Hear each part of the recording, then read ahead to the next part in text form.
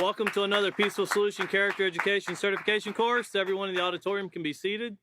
And once again, welcome all of you that are joining internationally, whether you're watching on Facebook or watching on the Peaceful Solution Character Education app, which if you don't know about that, you can go on your app store and just type in the official Peaceful Solution. You can download that, or if you're having any troubles, just always please feel free to message us or email us. Once again, our email is info@peacefulsolution.org. You can go to our website anytime, www.peacefulsolution.org, or just send a message on our Facebook page. We'll be more than glad to answer any question that you have. Hopefully by now, since we're already into this respect unit, if you don't have the teacher's manual, you've already purchased one, or you've downloaded a free copy of one that you can get off of our Facebook page. If you don't have Facebook, we have had people that ask, how can I get a copy if I don't have Facebook? If you just send a message, then we will send you a link so you can download it free if you're not someone that's into social media. We understand that. We'll be more than glad to send you that. And of course, a lot of people are watching on our app that we've created because they're just not social media type of people and they wanted to watch classes. So we try to take care of everything in every situation. And someone sent me a message right before I got up here and asked if we had this book in Spanish yet. And the answer is no, but we are working on it. And we hope to soon have it in Spanish and French for those of you that were asking about that. But once again, here in the Respect Unit, and this is a really great book, but of course, we're putting together that puzzle, if you remember, we talked about. So everything we've covered in the character, the acceptance, and the self-control unit are all pieces to the puzzle that we're putting together when we're into this respect unit. So it's really important. You'll see we'll go back quite a bit. We won't spend as much time on each page as we did with the 7th chapter of the self-control unit, which took a little bit, but there's an enormous amount of information that goes along with that. But we still want to bring forth reminders of where these pieces of the puzzle come from and how when the peaceful solution is implemented in all situations, then we can actually have peace. That's the peaceful solution. And you know, having a peaceful solution and having the ingredients to do it, that's not a hard thing to do. But being able to put all those ingredients together and not let opinions and emotions get in the way of what should be done, that's where the challenge lies. And that's where it can become very difficult. It's not difficult in itself to do, but when we allow ourselves emotions and opinions and all aspects of life and stress, and of course, we're just one of how many, well, almost 8 billion, or we're at 8 billion people now in this world. You just imagine having 8 billion opinions. That's a lot of situations to deal with. But of course, the foundational are, as we'll talk about tonight, the fundamentals are already set and established for us. If we would just implement those, we would find much more peace than what we have in our world today. And of course, this is the time of year where they say that peace, love, and joy toward all men. That's what they expect, as I still notice bombs were dropping today in countries, and I still notice there was war today in countries. And for those of you that might not understand this, not all countries celebrate today as a holiday. Some people will celebrate it next week. Some people don't celebrate it at all. So what might deem to be important to some people, to other people, it really has no value, because they haven't deemed it to be important in their life. And of course, it gets down to gathering the facts and becoming educated. But the peaceful solution, as we'll get into tonight, also talks about respecting beliefs. And it's not just, when you hear that word beliefs, it's not just religious. It's beliefs towards situations, outcomes of things. So there's a lot that goes into that, and we'll discuss that. And we did discuss it also in the acceptance unit.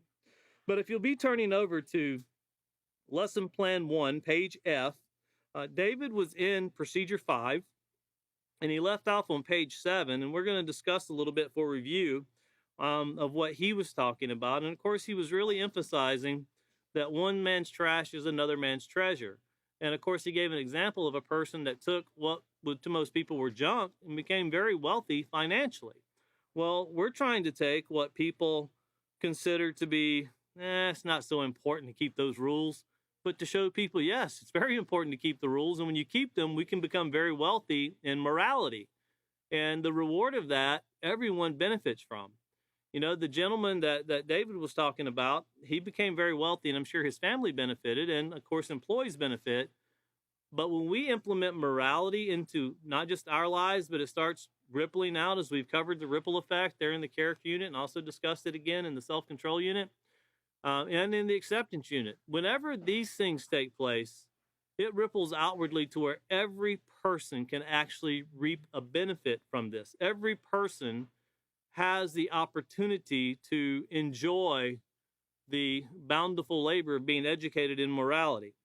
But here on LP, page LP, page F, here in procedure 5, it said, explain that although we live in a society where possessions can be more highly valued than individuals, people are more valuable than any possession. Stress that in the same way they value their possessions, they must learn to value themselves and others. And of course, as we proceed into that, we'll get deeper into self-respect. In fact, a whole chapter dedicated to that as we move forward. But guide class discussion by asking students the following questions. Well, who deserves respect? And we're going to cover that again a little bit tonight to re-put into our minds. And what should respect be based upon? So what should respect be based upon? And David went into covering quite a bit on that, on how everyone deserves respect. No matter what they've done, everyone deserves respect. Now explain to students that all people deserve to be shown respect, and that respect must be based upon our shared humanity. Have students turn to pages 7 through 9 in their handbooks and read the section entitled, Appreciate People, They Have Value Too. So if we turn over here, looking at page 7, and it talks about appreciating people. And, you know, one thing that it's important to remember, whenever a person is born, of course, they have there's life there. Even before they're born, there's life there. We've discussed that also, scientific fact. But whenever we can see and interact with someone, that's when society as a whole starts contributing to the respect of an individual. And as far as interaction, whenever someone lives their life and then that person dies, is there a way that you still show respect to that person? If you've ever heard people say, well, I have to go pay my respects. Well, pay the respects. What does that mean? Well, I want you to remember what we've covered here so far, and look over to page 6, the top of page 6, very quickly. And notice it says, people have rules regarding their possessions. When a person dies, do the rules regarding their possessions, does that change? No, they might leave instructions on what to do with those possessions. I'll give you a situation that I went through, and I want to read you something that we've already covered. But I'll read to you what we have here, and I'll tell you a situation that I went through personally, and how it kind of implemented itself into what I've learned in the Peaceful Solution, and I understand it much better with the use of the Peaceful Solution. But it'd be on page 1 in the note to the student. And at the very top of the page, it says, does everyone deserve respect? And it's asking a question. So I want you to ponder that. And once again, this is the note to the student. So this is getting things into their mind. The answer to this question is, notice, a resounding yes. In fact, not only do people deserve respect, but so does everything within our environment, regardless of whether it is small as a pencil or as large as a tree. Also notice whether it is alive or dead. Yours or someone else's. Respect must be shown. And when I was a young boy, my grandmother had 2 coins. Well, she actually had 4. And one represented, just by year. One was a 1911 V-nickel, one was a 1912 V-nickel. And that's when my grandmother and grandfather were born. Then she also had a 1960 wheat penny. She couldn't remember why. And she had an 1899 Buffalo V-nickel. Couldn't remember why she got that one, but it was a gift from her oldest daughter, which was my aunt. And my grandmother, since she's seen that I would play with these things for hours when I was young, and she died when I was 12, so we're talking about 8, 9, 10, 11, 12, right around in that time frame, she's seen that I was always interested in them. I got a coin book. I thought, man, this is going to be a lot of money, going to break it rich here. But I came to learn that, no, they were worth about a nickel. That's about all they were worth. But, they meant something to me because of what I seen them as. Well, that was my grandmother, my grandfather. That's when they were born. But to my grandmother, they really meant absolutely nothing. They were just nickels to her. And when she died, she actually had told everyone that those were to go to me. Well, my aunt who had given them to her wanted them back. She said that they were hers. And even at that time, I remember over what, 20 or 16 cent? I remember huge arguments taking place as a child sitting there over some nickels. And it finally became, well, he can have them. They're not worth anything anyway. And the whole point to become, well, no, they are 16 cent, but to me, they just had a meaning, not much of a meaning, but they represented to me my grandmother, something she had. And I also got coffee tables or end tables that she had left me that she had bought with my grandfather when they were very young, when they first got married. So those were something special to me, but my aunt did not want to release those at all. She said that they were hers.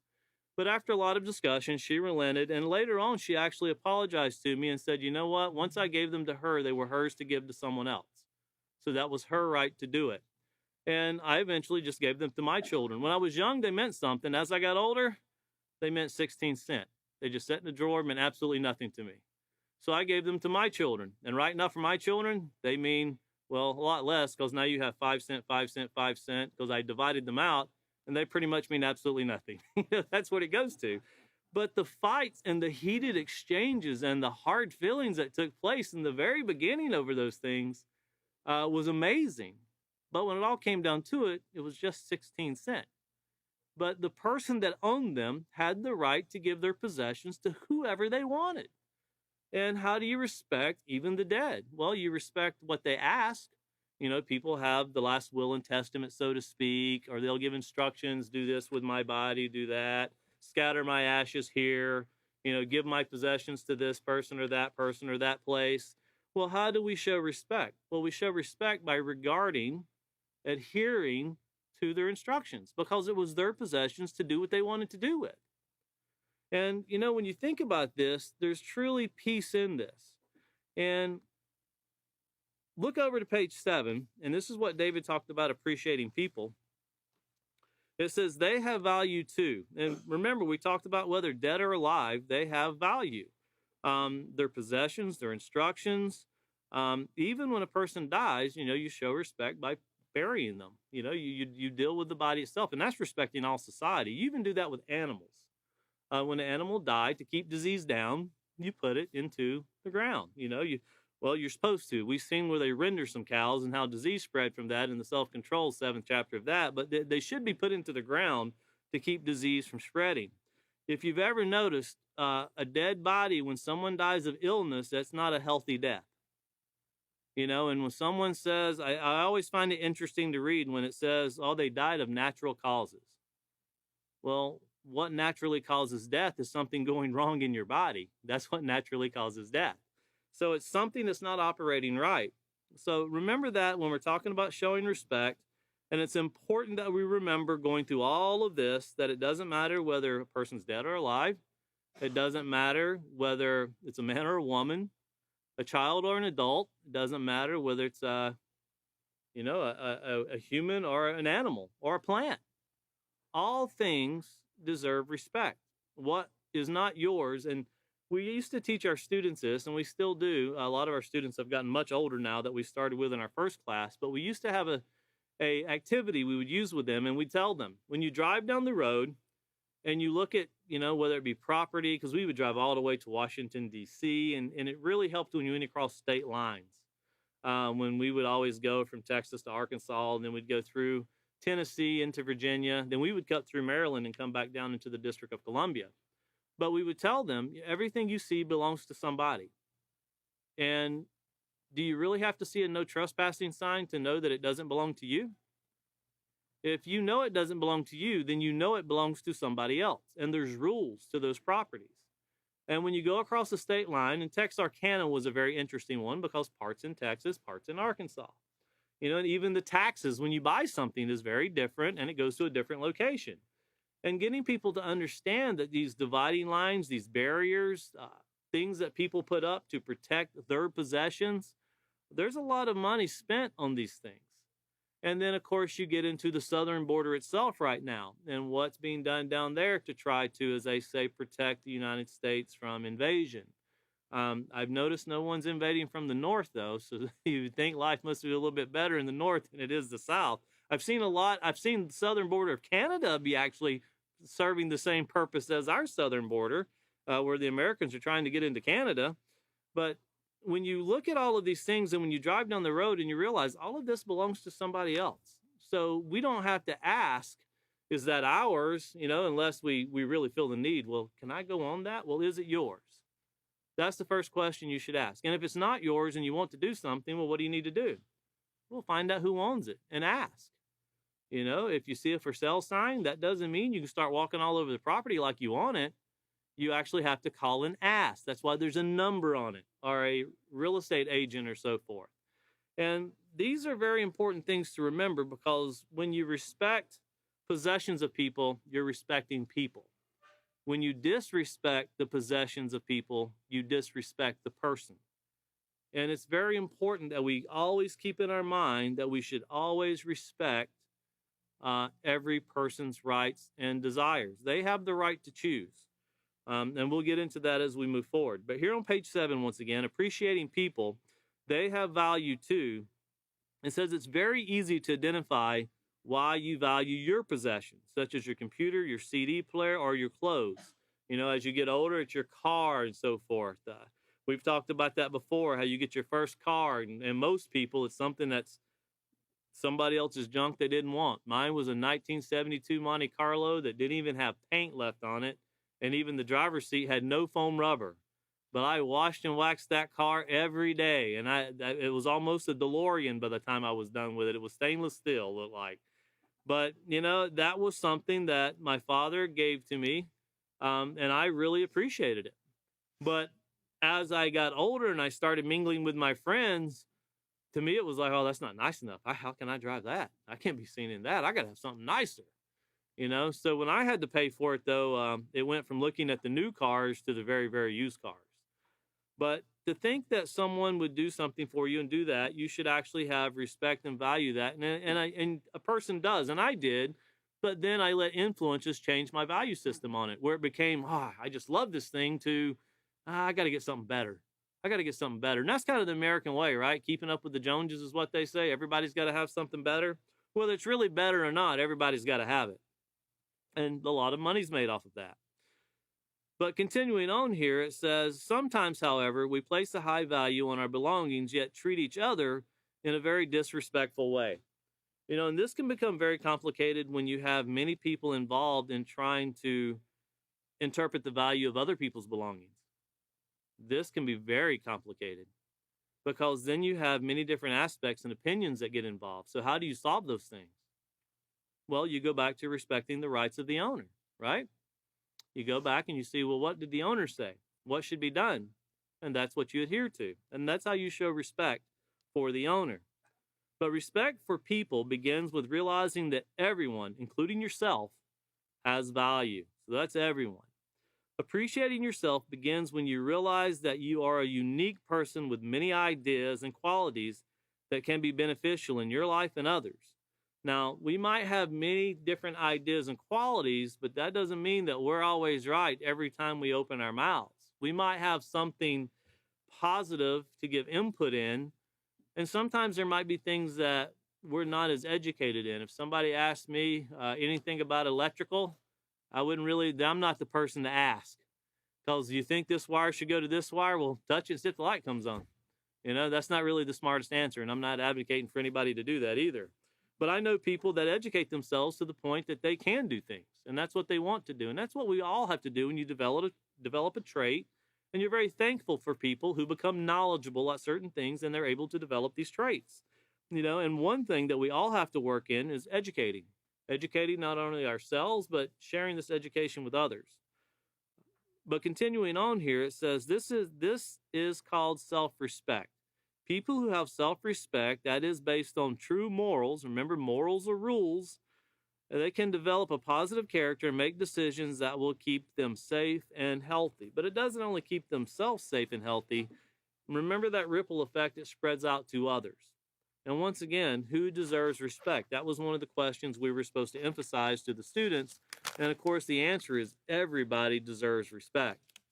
Now, looking over here to page 8, because we're going to get into something that seems very simplistic, but can even seem complicated when you're looking in the dictionary. I remember the author of The Peaceful Solution told me one time, when you look up a word in the dictionary, check a bunch of dictionaries. And I was like, why? You'll find, you check 10 different dictionaries, you'll find 10 different definitions. And he's right. And we're going to see it tonight. And it's a very fundamental thing, I guess you could say. But you can show here on the top of page 8, you can show appreciation for all people by understanding that there is a fundamental value to life. And the word fundamental is something that I learned in teaching in schools. People don't truly understand what that word means. It's two words put together, and there's a great teacher who's he's kind of a word guy that explains these things to me, and he has a lot of knowledge with this stuff. And he was explaining that, when you fund a project or you put funding in something, you're adding to it. You're giving it something so you can build. In other words, you're putting something positive there. When you fund a project, you're giving the money so something can be done. And then mental, well, when you fund mentally, you're educating yourself. So you put these two things together. But if you can show the first slide, this is from Merriam-Webster. And of course, it can be used as an adjective, which is a description of something, or as a noun, which identifies something. And it's, of course, here's fundamental. And as an adjective in the Merriam-Webster's dictionary, it means forming a necessary base or core of central importance. Well, that sounds nice, but boy, that's still wide and broad in the definition. And of course, or as an adjective. And then here is a noun that says a central or primary rule or principle on which something is based. Remember, a rule or principles. We talked about the principles of morality and the rules of morality. And then going over to the next slide is from the Cambridge Dictionary. And of course, it only listed the definition of a noun. And it said being the most basic or most important thing on which other things depend. And of course, that's from the Cambridge Dictionary. And then, of course, going to the next slide, we have the definition from dictionary.com. And as a noun, it's a basic principle, notice rule, law, or the like that serves as the groundwork of a system, essential part. And then it gave a brief example to master the fundamentals of a trade. And one of the best description I ever heard of this was by a Peaceful Solution instructor years ago when we were having a seminar, international seminar, and they described the fundamentals being as basic as fundamentally basic as you need letters to form words. If you didn't have letters, you cannot form words. So letters are fundamental to words, and words are fundamental to sentences. If you didn't have the sentences, you wouldn't have the fundamental basis to create, or the words, you couldn't create the sentences. And then, of course, going to the next slide, this is a description that was given from dictionary.com. And it says that fundamental applies to something that is a foundation. Remember what we talked about, the foundation of the character is a self-control. So fundamentally to your character, self-control would be the fundamental basis. It says fundamentally applies to something that is a foundation without which an entire system or complex whole would collapse. And without self-control, you could not have a positive character. You would implode. You would not be able to move forward in the development of the goal of creating this positive character. And of course, remember what self-control is. It's adhering to the rules. Remember what a society is. It's a group of people that are governed by a common body of rules. We learned that in the character unit. And it's very important to remember this common body of rules are what keep us safe. And when we start breaking the rules, or bending the rules, or pontificating the rules, we start doing things that look at it from a different point of view without seeing the rule itself. I could say that I like ice cream, and I think everybody should eat ice cream every day of the week. And in the summertime, we would have probably got a lot of people go, absolutely. A couple days ago here in Texas, when it was 5 degrees, you'd have a lot of people go, you're crazy. No, I don't want it. But that's my opinion. It's not really a rule. It could be my idea of a rule, but it's not really a rule that builds morality. But I could say that everybody has the right to be warm when it is below freezing temperatures outside. And as a society, we should do what we can to help the people in our community. And, I'm just very, I guess you could say, blessed. I live in a community where that's of utmost importance. The care of the community is in the utmost importance. And I probably live in one of the best communities here in the United States. It's a great place to live, and I'm very thankful to live here. But I see other communities to where not so important. I remember one of the most striking things that I seen when I went with quite a few teachers who've been many times to Washington, D.C. The one thing I didn't expect was to see all of the homeless people that were there. And there was an enormous amount of homeless people. And we've been in the winter, we've been in the summer, we've been in the spring, and we've been in the fall. So we went all times of year. And when it was warm, they were out there. When it was bitterly cold, they were still out there. And I remember asking one, there was one that used to sit in front of the White House, and they were protesting atomic weapons. And she was there for a long time. She's dead now, and there's somebody else has replaced her. But her husband started the protest before Ronald Reagan, or when Ronald Reagan was president. So when they passed a new law that you could not protest across from the White House, they had to grandfather clause them in because they had already been there. And her name was Concepcion Piqueato. And I learned very quickly this woman pretty much is homeless. She stays in this tent continually. She never leaves. And it had to be maintained because if it was ever gone to the point that no one maintained it, it was done. They could actually take up her stuff and it was over with. But her trying to show respect to all human life was to try to put forth the effort of educating we cannot have nuclear war, which seems to be the only thing in the news these days. But that's what she would advocate. And I asked her one time, where did you get this desire to do this? Yes, I don't really know. I just know I don't want to see another nuclear bomb. She wasn't in Japan in the 40s when they went off, but she knew that was not something she wanted to see. Now, this woman spent many years in front of the White House, day and night, and then she died. And now someone's carrying on her vision of what that was. But when you take people like that and you put other people and you put society together, because I don't think anybody wants to see the results of a nuclear bomb, but some people will get to the point to where they feel that's the only way they can save their people. And why do they feel they must use a nuclear bomb? They don't feel they're being respected. So the bomb, this great bomb I have here, will help people respect me. In fact, that's what North Korea has said, that I'll get this respect if I have a bigger bomb. People will leave me alone. That's what Iran has supposedly said. Whether they have or not, I don't know. But keeping this in mind that respect shouldn't come because you have a bigger gun. Just because someone has a Smith & Wesson sign on their door doesn't mean, well, that's a house I shouldn't rob. This one over here doesn't have one. I should go into that one and rob that one. That's the reason businesses will put Smile Your Own camera out behind their buildings. Whether there's a camera system or not, they'll put them out there because it creates a form of respect towards the possessions of someone, because it's not that they respect it to the point they don't want to steal. They don't want to get caught. And that's why it's done that way. But fundamentally is what we're talking about. These basic fundamentals, which are these rules to building a positive character. Remember, it starts with self-control. But noticing here back on page 8 in the top paragraph of the second sentence, it says, keep in mind that appreciation is a part of respect. Well, what does it mean to appreciate something or someone? Being thankful. You're not really thankful for things at the time, not all of the time. I remember when it was 112 here in Texas, and at night it would still be 100 degrees. I remember thinking, man, I cannot wait till winter comes.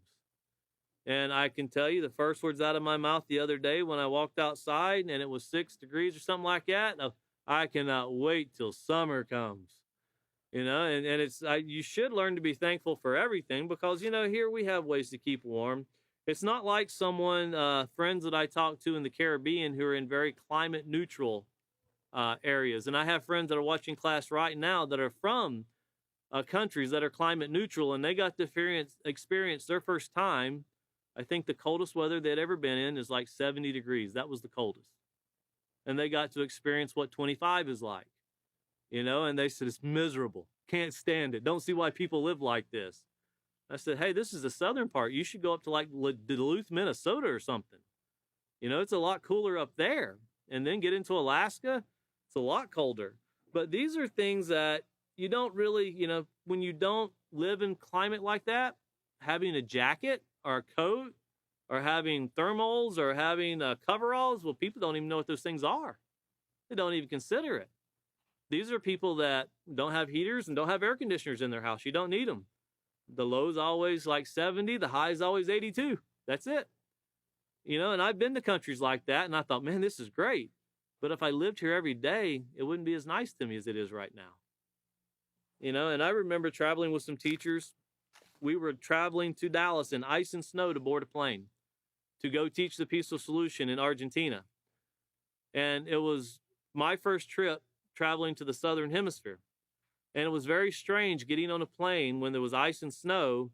And once we got off the plane, we were in summertime in another part of the world.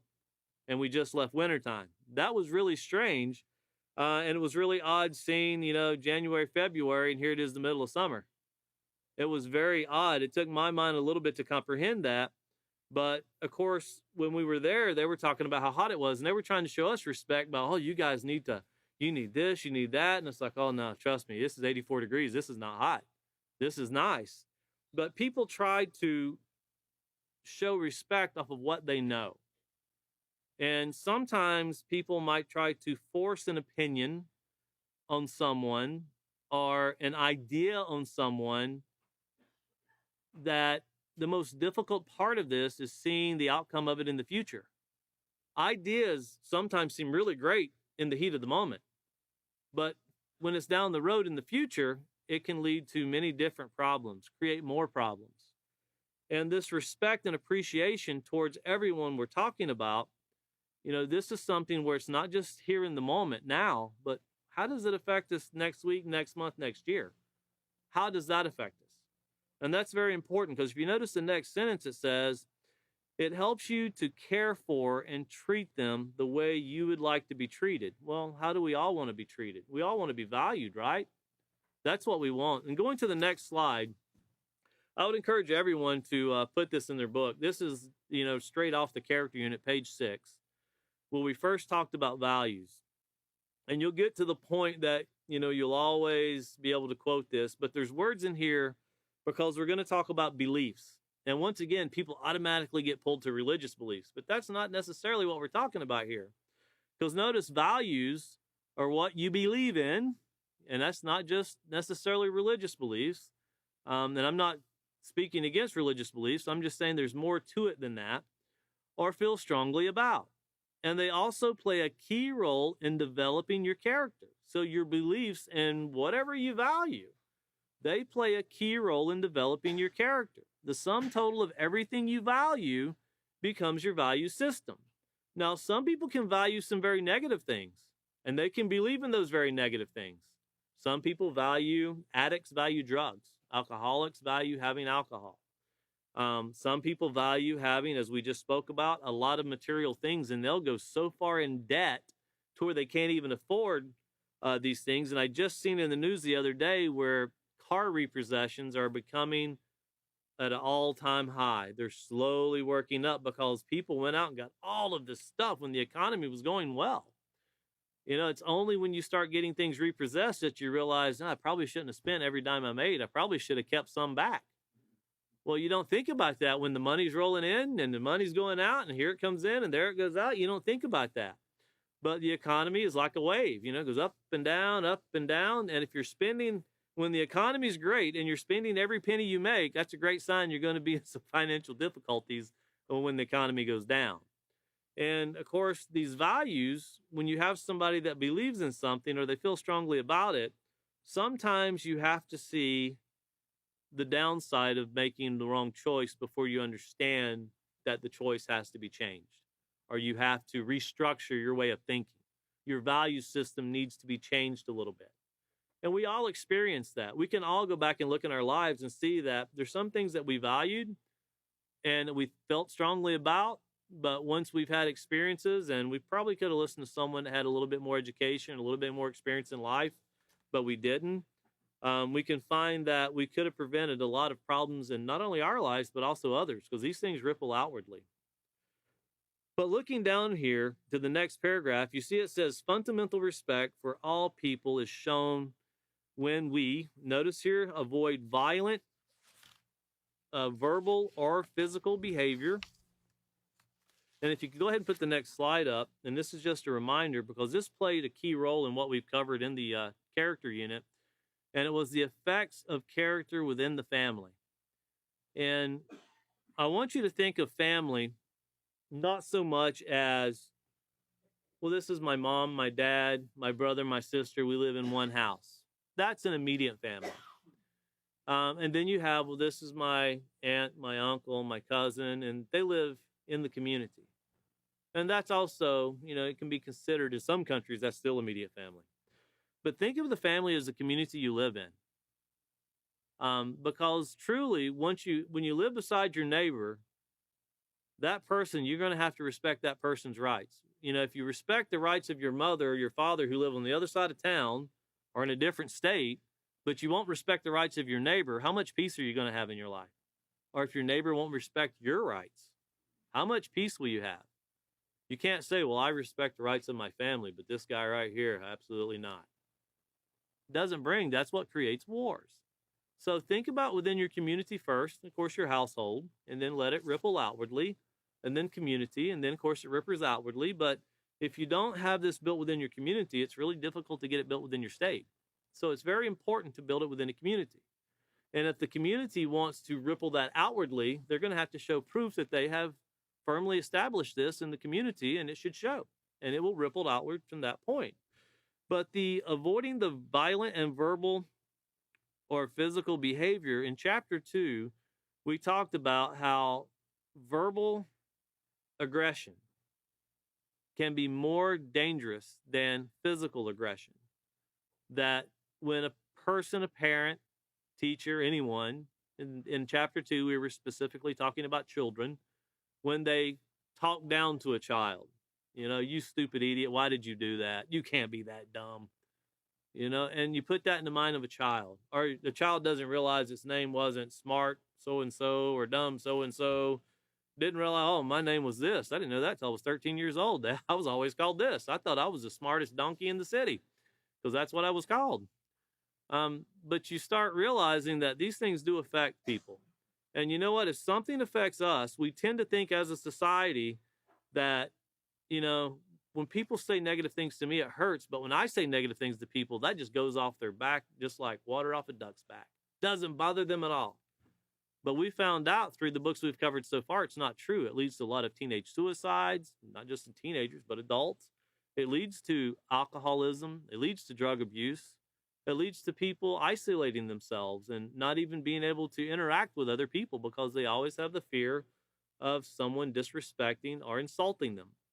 But here on the slide we showed, chapter 2, the effects of character within the family. And this is from the second chapter of the character unit. I just want to briefly read this to get this in your mind. It said in the last chapter, you learned that through the process of genetics, and some of your behavioral traits are inherited from your parents. You also learn that your values, what you consider as important, begin with what you have been taught. Your parents and your environment, as well as other siblings and family members, play a major role in what you value and the development of your character. It has been stated that all forms of parental interaction, verbal, physical, or otherwise, assist in reinforcing children's values and behavior. Now, when you think about how the children interact within a society or a community, and we look at that as the family, what if people tell negative things to children? Or, the worst thing that can be done, did your parents say you can't eat that? You can eat that. Come over here. I'll give it to you. You can't do this. People always putting these rules on people. That's what's holding society back. We should be having fun. Well, everything seems fun until the repercussion comes. And of course, these are things that we need to learn to endorse, our rules. And it could be true that one person says that I don't allow my children to eat anything sweet after 6 o'clock or after 7 o'clock. Nothing wrong with that. And if a parent does that, should respect the rights of that. But if a parent tells a child you can't no sweets after 6 o'clock, the parent shouldn't be sitting there eating a hot fudge sundae at 8 o'clock in front of the children. That doesn't seem very fair, does it? If you have a rule, it should be throughout the whole household. As my dad used to do, he would just go to a different room and eat it. But we were given, we were not I won't say that's an oppression, but we didn't have a lot of sweets to eat growing up. But when we did, we ate them. But we had great role models growing up for us. And I see great role models in the community I live in and communities I've been to. You can always see there's great role models that have potential to help the community immensely. But the community has to back and get behind this ideology that's being offered, that these rules will bring peace. But here to finish out this slide, it says the role of parents and the family in shaping a positive or negative character, notice it cannot be overstated. And of course, in chapter 2, you will learn that character plays a key role in families. Negative and positive character has the ability to destroy a family or strengthen and build a family unit. And once again, consider what a family is. It's not just your mom or your dad. It's not just your brother or your sister. I have friends that I have known for almost 30 years that I spend more time with and I'm closer with than some of my blood family members.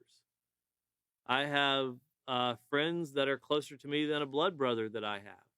Just because we interact, we have the same ideology, we spend a lot of time doing the same things to help promote morality. And these are bonds that are formed, and really there's no blood ties there, but these are things that you have the same common beliefs in wanting to do something better and leave something better for those who are to come, or create something better. But moving on here, looking back to page 8, the second point here, it says interact with consideration of others' needs. And that's also very important, not only considering our wants, which are very easy to do, but the needs of others. Not the wants of others, but the needs of others. Everybody wants things. No matter who we are, we all want things. But there's a lot of people that need things that don't have the basic needs that they should be provided for in their life. There's many people that I've had to have the privilege of talking to that's on the border, that's on the southern side of the border, trying to get over here. And I've talked to people that have traveled for months, 2 and 3 months, and they've walked the whole way. There's a land barrier. You can go all the way to the southern part of Argentina on land. You don't need to fly a plane. We found the hard way. You could drive down there, and it scared me to death. I thought we were almost going to try it one time. But you can actually walk that, and there's a lot of difficulties along the way. And when you talk to these people, a lot of these people are traveling and trying to get to the United States because they think the United States can provide the needs that they need in life. Very few people do you hear are coming for wants. They call them wants, but they're really needs. Food, clothing, shelter, to just have a job, to be able to do things. The only problem is, when you're walking from Venezuela, that's a lot of Nicaraguans, which are a lot of Nicaraguans in El Paso right now, and Juarez, Mexico. When you see them there, they're coming with the ideology that $75 a week was a lot of money. Man, where I come from, $75 a week, I was living great, but then I lost my job and there's no other jobs. Well, coming across the border, $75 a day is going to leave you in a challenge in the United States. They don't really comprehend that, and they really don't know. And I'm not saying they're uneducated because they haven't tried. They're stepping into a system that they see on TV, they hear the benefits of, but they hear in the United States, everybody can get a job. And, McDonald's, anybody can make $15 an hour. I can do that. I just want to work and have a family and, supply the needs of my family. They don't really understand taxes. Most people don't understand that. They have no clue. Not outside of the United States. Inside the United States, you do. You pay them or you just get in trouble. But when you look at what these people value, well, when they come into the system, they have to learn to respect the system. If there's rules that are different than your country, you have to adhere to those rules. And it's very important because that's what makes the system better, is rules of morality. Very important we remember that, rules of morality. And I would like to, when I hear people say, these people have no right to do what they're doing. I agree. Someone should not break into your house or to your yard and trespass on your property. I agree with that 100%. But I really would that we could have a camera and have two movies showing of the immigration that took place in New York and the East Coast from Europe back, a couple hundred years ago, 150 years ago, when all of our ancestors were coming over, and show that and put that on put it right up beside the same thing taking place on the southern border. Well, we didn't have to experience that, so a lot of people don't respect the really brutal journeys that a lot of people are making. And we start thinking about it. I'll tell you what came to my mind, and the author of The Peaceful Solution put this in my mind.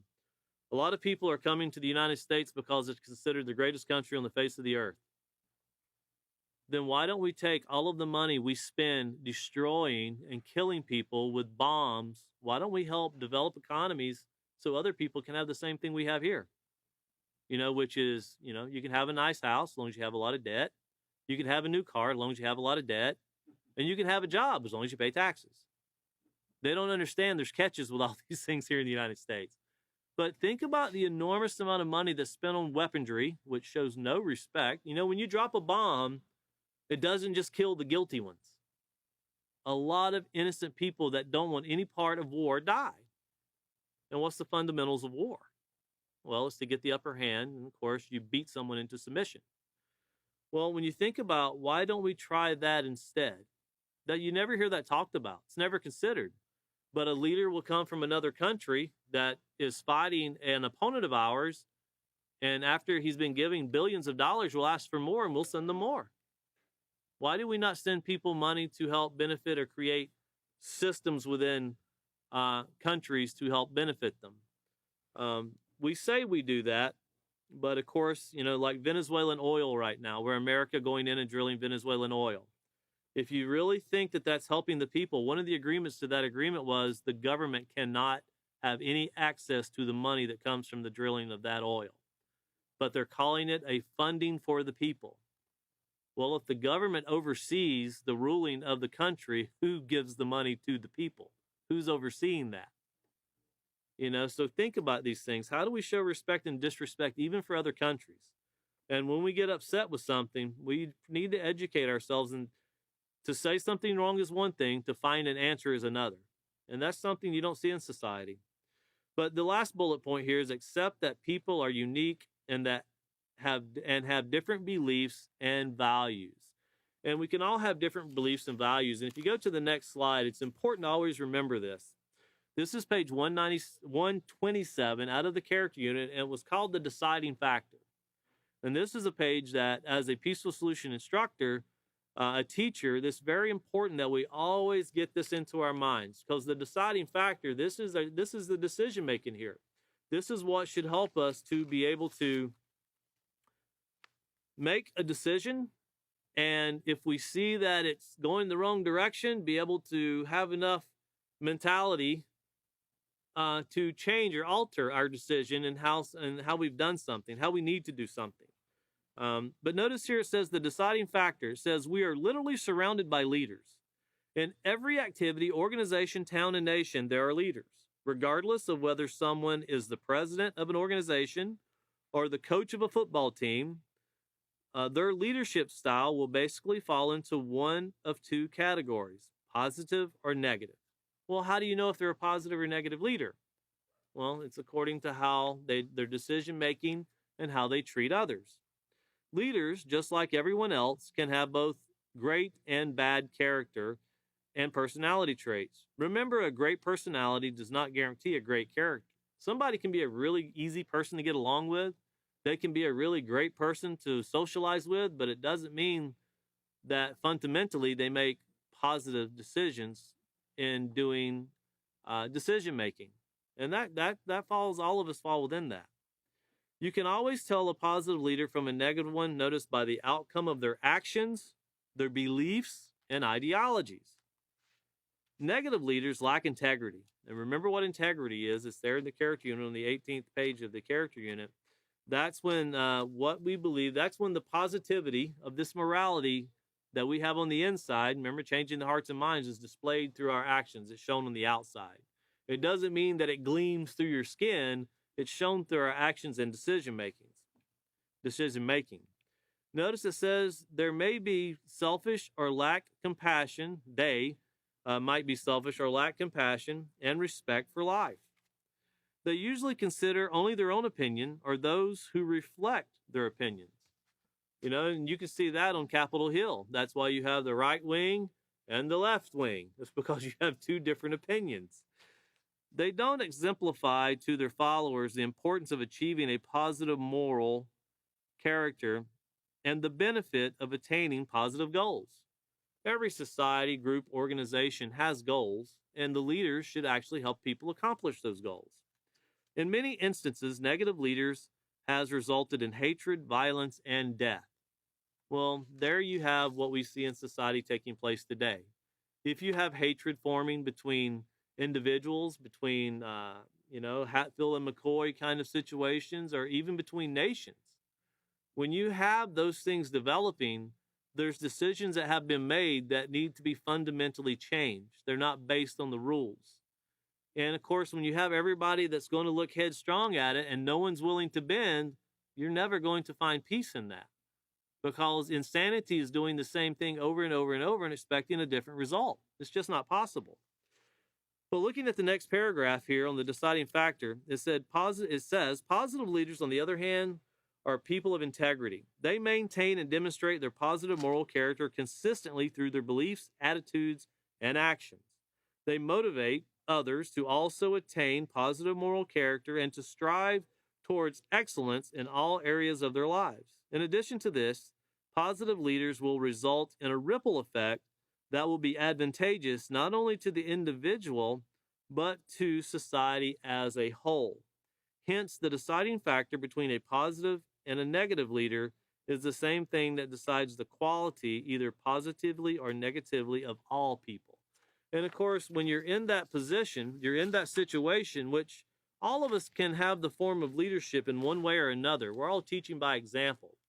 Whether you're an adult and you think, well, I've never been a leader over anything. If you're working or doing anything and children are watching you, you're a teacher through your example. And you don't have to have a badge that says supervisor. One of those I'm in charge badges. Those are the funniest badges. I see that all the time with our world leaders. I'm in charge, and I think, man, I would you wouldn't in charge. We could have a lot more peace in our society if we could actually find leaders that would practice the peaceful solution. All I seem to hear in the news is, let's get the nukes ready. Let's do this. Let's do that. Oh, let's bomb them. Send them money for war. And I think, oh, wow, yeah, you being in charge doesn't help me, and it's sure not helping them. So we should reevaluate this. But that's where we are as a society, and it didn't get that way overnight, but it can be fixed. But also, and I'll put this on the screen here, the last slide, this is something for your reference. As a teacher, you always want to remind yourself of these things. And of course, this is page 8 of the character unit, and it was that dividing line of morality. And it said that morals, what do they have to do with my character? And remember that dividing line that divides what is right and what is wrong. When we make moral choices that are right, we actually are able to find a peaceful solution. When we make choices that are wrong, the only possible way to find a peaceful solution is to revisit the decision and to find a better solution to that decision. And that's the only way we can do it. If we've been sending enormous amounts of money to have war, and we fought these wars for hundreds of years, and we've never been able to achieve peace, you would think somebody would step back and go, that's just not really working now, is it? But as Europe just said here recently concerning war, hey, we just realized there's a lot of money in war. You can make a lot of money out of this. And when money becomes a driving factor, well, that's when war intensifies. And of course, everybody wants a bigger piece of the pie. But remember, it says morality can be divided into 3 basic categories, and it was behavior and attitude towards all life. Notice that was human, animal, and plant, whether dead or alive. Everybody has rights. Behavior and attitude towards possession and property. And of course, that ties back into the first one. and behavior and attitude towards the environment. And as we went through in the self-control unit, the environment's not just the air we breathe or the trees we see. It's also the conduct of a society, of the people within a society. So with those things in mind, looking back over to page 8, we didn't get very far tonight, but it's really important to have these things in our minds to moving forward, because we're going to get into some examples here. And it's important to understand these examples. And it says, here's an example of how someone can demonstrate fundamental respect for all life. Now, Charles passed by the homeless man on the corner every day as he walked to school. Sometimes the man asked for money, but Charles wouldn't speak to him. At school, there was a special program about the homeless. Charles remembered the homeless man and mentioned him to the counselor for the homeless shelter. The counselor thanked him for his concerns and said he would send someone to help the man. Now, the best thing that occurred here for Charles was he went to a trusted adult, and that trusted adult had a contact with somebody in the community that could assist this person. You know, if going back and just taking them some money, well, how long would the $5 last in the can? Taking them a meal, well, that meal would be great for that time period, but how long did that last? What did they do the next day? You know, most people want 3 meals a day. Well, 1 meal a day, what did that do for them? You have to do something that gives someone hope and to help someone see value again in themselves. And of course, homeless shelter, here the counselors knew of something that could actually help and be beneficial to the man. And of course, that's structured on rules. But here's another example of not demonstrating fundamental respect for all life. Bill passed by the homeless man on the corner every day as he walked to school. Sometimes when the man asked for money, Bill would make fun of him and mock him. Sometimes Bill and his friends played tricks on the man, and they threw garbage and rocks at him when he was sleeping. Now you think about someone, and why someone homeless? Well, everybody's got a different story. You can't look at someone and go, well, they should get off their lazy you-know-whats and do a better job for themselves. You never know what people have been through mentally and physically. You never know what kind of help they need. You know, you ever heard that we've covered before, never judge a book by its cover. You kind of got to get the details, and everybody can be helped, but not everybody wants to be helped. And we also have to remember that. But of course, causing harm, bringing someone's life into danger, none of those things are beneficial. And you see here at the very bottom, it says, from these two scenarios, it is clear to see that basic respect must, always underline that word must. When you see must in the peaceful solution, that has to be an ingredient into your solution if you want peace. Must be shown to all people, regardless of their circumstances. No one deserves to be ridiculed or treated cruelly. As David also brought out about criticism. Criticism is just telling someone they did something wrong. But if you tell someone that they've done something wrong and you're trying to teach them how to fix it, that's what needs to be done. And that's what the peaceful solution is always taught. But just telling someone they're wrong and walking away, okay, well, you didn't tell me how to fix anything. And if it's wrong, you must know how to fix it. So always remember that. If you're telling somebody that something is wrong, that they should do it a different way, at least offer them the advice or someone that can help them to do it a better way. But just telling someone something that's wrong, that doesn't help anyone. You got to show them a better way. Have some information for them. Well, here in the first scenario, Charles was not verbally or physically abusive, and he showed compassion by telling the counselor about the homeless man. Because of Charles's thoughtfulness and consideration, maybe the homeless man was able to get the help needed to improve his life. In the second scenario, Bill was both verbally and physically abusive. He showed no compassion. He and his friends were disrespectful and cruel. Although these are only scenarios, this type of disrespect often occurs in real life. And we're going to stop right there because we're going to get into a situation that occurred in Las Vegas in the next class, where some teens were beating on a man, and we're going to get into some more, looking into some more information that we've already covered, but bringing those pieces to the puzzle into this part of respect, because whether we show respect or not is all determined on whether we followed the rules or not. It's impossible to respect someone by breaking the rule. But if we want to form or show respect, we have to keep rules that are fundamentally sound. And it starts with having self-control, and it builds out from there. So we're going to stop here on page 9. We'll pick up still being in Procedure 5. We'll finish up Procedure 5 on page 9. Our next class will be 1228 this year. We're getting into next year, close. So it'll be this coming Wednesday at 5:30. Thank you all for joining us.